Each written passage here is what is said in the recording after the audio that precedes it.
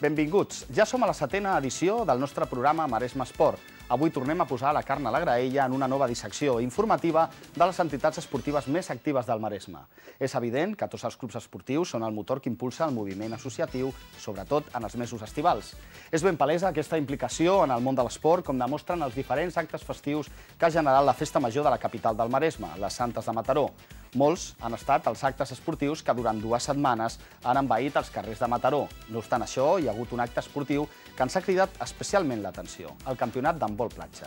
Aquesta tercera edició s'ha caracteritzat amb un gran èxit de participació on s'han consolidat com un dels tornejos puntals de l'handbol platja del nostre país. Degut a això, per formalitzar aquesta situació, s'ha constituït l'Associació d'Handbol Platja Mataró, de la qual parlarem en el programa d'avui. En aquest sentit, cal dir que ara també ens podreu veure diàriament a les 9 del vespre, després de l'informatiu maresme.info, per tal de donar-vos tota aquella informació nova i aquella que us heu perdut en darreres edicions.